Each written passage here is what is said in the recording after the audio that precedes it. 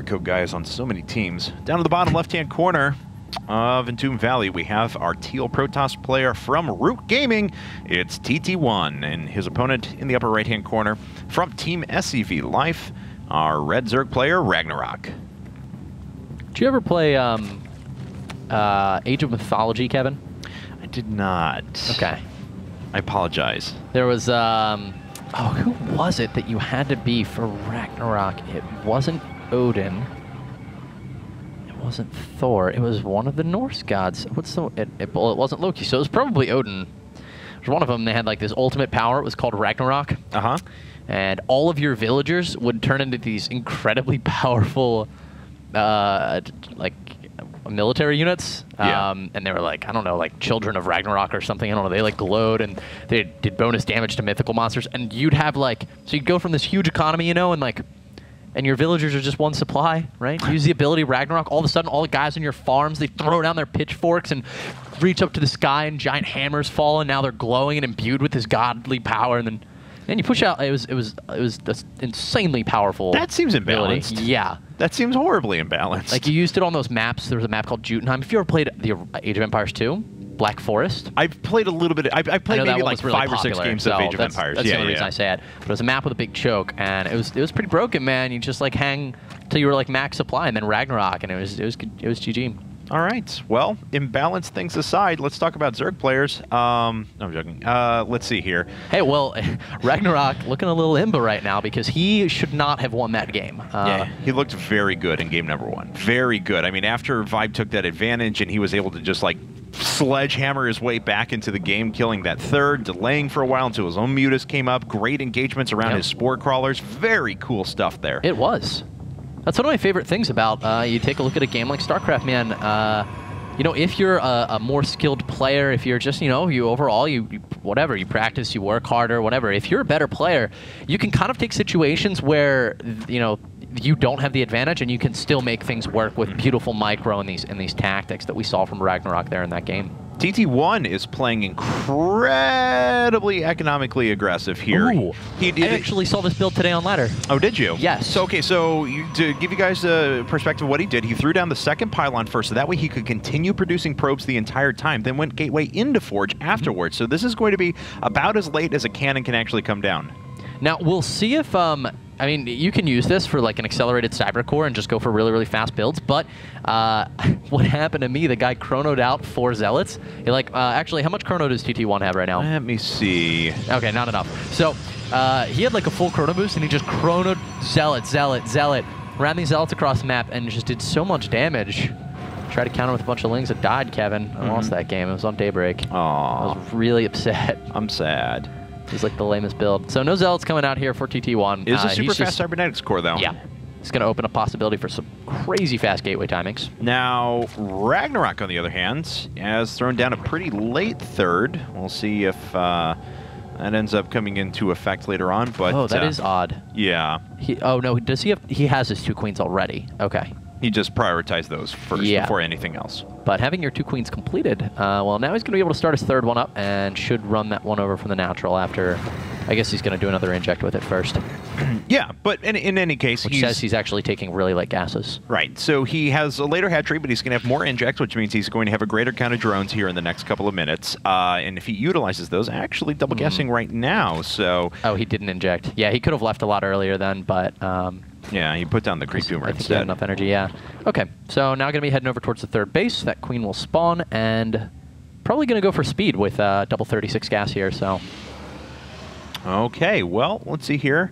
If how TT1's going to follow this up, that's the big question for me. His Warp Gate research is on the way. He's not chrono boosting it. He's just putting it into his economy for the time being. But, you know, this Warp Gate's going to hit uncomfortably early for Ragnarok. But Ragnarok has done something very creative, too. He obviously went for his gas a bit earlier. He invested into his queens a bit earlier. He has a little more drones right now. The later hatchery, yes, but he should theoretically be able to invest into his roaches then a bit earlier on to stay safe if he needs to. And there's the, well, there was a roach run. There we go. Yeah, and I mean, this is just a great call out of Ragnarok because I was a little worried if he was going for those later gases because of how fast things are going to be able to be possible here for TT1. I mean, if you're against a player who opened with a gateway into a Forge Nexus, Nexus Forge, whatever it is, that fast Cybercore, you don't want to be hit with like a 5-gate when you have nothing. Right. If you just have slowlings, you just die. Overlord going to die as well here, and we'll see if the gateways start dropping. There's one, there's two. Yeah, he's going to full wall off his... he actually took a third already, all right. Yes, and he'll start breaking down these destructible rocks here in just a bit. So, excuse me, doesn't have a whole lot here to defend against these Zerglings, actually. This is problematic. He needs to run around with his warp gate units from the side, but during that, this gateway may actually fall, and it does, gets canceled. Looks like the Zerglings are content with that, though, and they decide to run away rather than running up into the third. This is cute, though, out of TT1. This is like... He's got some serious trickery going on right now because you open with that gateway, you're like, whoa, I got to make sure I get my gas, get my possible units. I can't let myself ever be supply blocked because I could just die. Like Ragnarok right now is in a dangerous spot with no units. If he got hit by like a 6-gate Nexus cancel right now, he can't make units. He's supply blocked. But...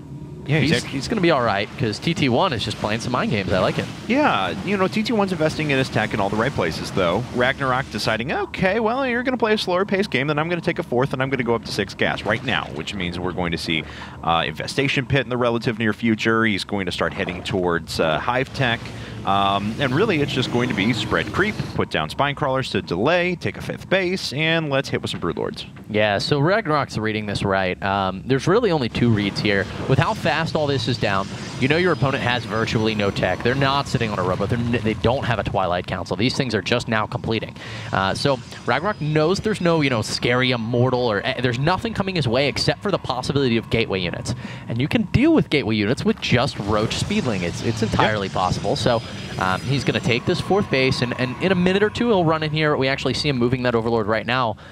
We'll see if he, he's going to make the Overseer, get in here, and see exactly what tech he's going to be up against. And the answer is actually double Robo.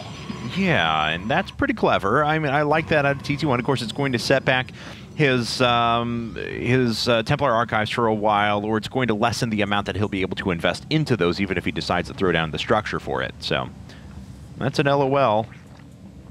Anyway, Cats, just Paulo, you gotta stop, man. You gotta stop. All right, so Macro Hatch is wrapping up here, and the Spire, cool. So the Spire's going down for Ragnarok, and while he is not going to know that he's really going to want this, it's pretty tough to deal with huge Colossus armies with just Ling Roach and Fester. Oh, yeah. With enough Infestors, I mean, you can get those infested Terrans down, and if you can land one Fungal, you can trap them long enough, it's all good, but it's a really difficult micro thing to do, and the smallest slip-up can cost you. So Ragnarok's going to have the opportunity here to have Corruptors, and if he has time, of course, he'll be able to get those Broodlords out, which, in all honesty, TT1 is not really in the biggest position to push right now. No, well, we'll see here what he wants to follow this up with. Robotics Bay just finishing right now. He's got a couple of Mortals. He's going to produce Colossi here in just a second. So he's invested in a lot of great areas. And he is going to have a very powerful frontline army. The issue is that will he have the ability to combat what's eventually going to be from Ragnarok an extremely high-tech upgraded Zerg force here? Yeah, I mean, he is going to have a 12-minute hive completed here, be working on that Greater Spire, and that's really quick. He foregoed a lot of things. +1/+1, for instance, just now completed at 12 minutes. You typically see that much, much earlier. Right. You know, TT1, he's working on his +3, but what he's not working on, Kevin, isn't an attack quite yet. He's only now just getting out his Colossi. Extended Thermal Lance is still a long way from finishing. There will be Broodlords on the field by the time TT1's ready to push out. 14 gateways is a lot, though, and that is going to present a pretty big problem as far as reinforcement goes, you know, for Ragnarok to have to deal with. But this is what we were talking about. Spinecrawler Forest is going down. He's going to poke at the front, try and delay this attack. Eventually, he's not really at the point where he's replacing supply or anything along those lines, but just wanting to make sure that he keeps his opponent pinned in for a while and gives him the opportunity to make Corruptors and Broodlords. Yeah. This is definitely pretty frightening for TT1, who has not yet pushed out on the map. His Colossus count, you know, okay, it's a little bit low to be doing that, but here's the thing. Ragnarok's army supply is a little low to live if TT1 did push out. Sorry, 40 Lings and 9 Infestors is not going to be able to deal with what TT1's currently sitting on, so Ragnarok's reading this just really, really smart. This will help. the amount of spine crawlers that's out on the map. But, yeah, I mean, if an attack were to come, it'd be very difficult to... Well, I don't know, man. Ragnarok's putting a lot of these. He's making more drones to replace these now, but my God, he has a lot of spine crawlers on the field. Yeah, but TT1 at the same time, you know, he's got those blink stalkers. Get them into an area where, you know, the lings can't really, like behind a mineral line or something. He could do some serious damage. Right now, there's a little bit of a ling run by in the back, and at pretty much every Zergling just actually died. Yeah. There's like 2 left. They all died right there. That pylon, man. How many kills does that thing have? Well, let's see here as this force is actually making the way forward, but the Broodlords are morphing and they still got a few seconds left. It looks like the spine crawlers are going to be able to delay for those to end up hitting, though. The front line of Zealots has all died, so it's pretty much all ranged units at the back now. They need to be able to get underneath the Broodlords in just a second, but again, more infested Terrans being used to stop those forces, at least for the time being, and TT1, he killed most of the spine crawlers, but he didn't do any substantial damage to his opponent's army. And he's losing so many more units. I mean, once those broods were there, TT1 kind of just need to back up because all he was killing were spine crawlers and broodlings.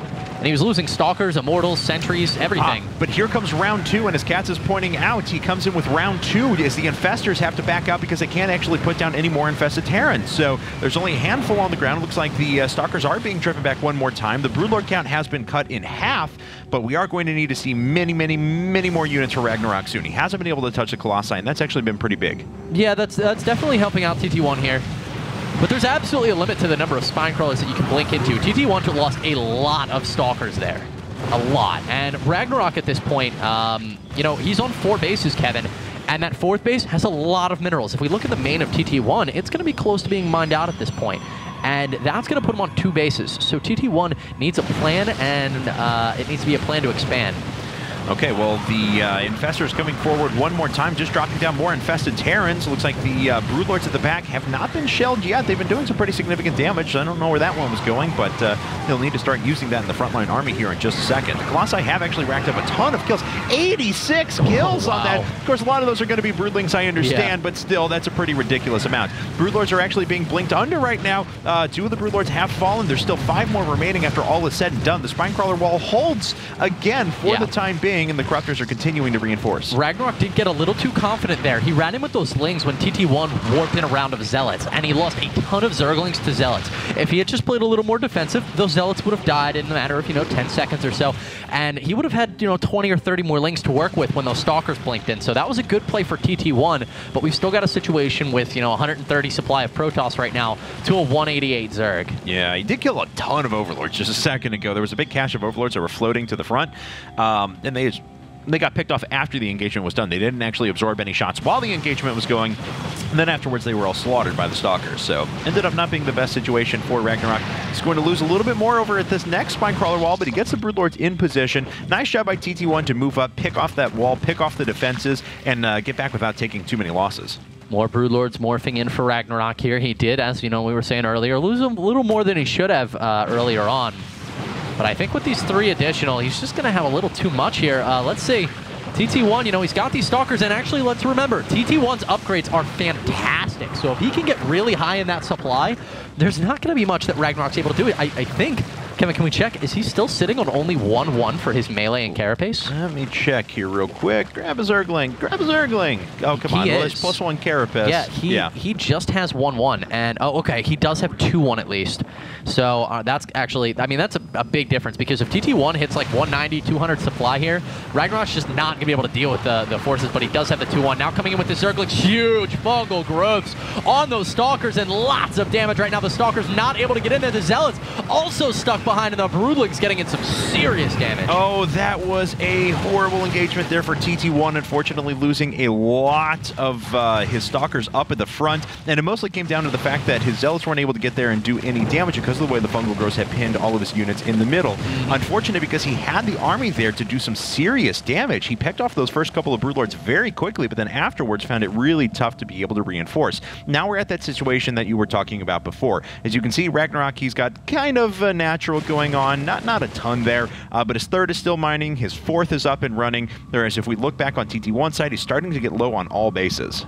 Yeah, I mean, his third is getting low. His main is mined out, and his natural is getting very, very low as well. Already a mineral patch or two gone from there. So, you know, we mentioned earlier TT1 needed a plan, and that plan needed to be to expand. He hasn't done it.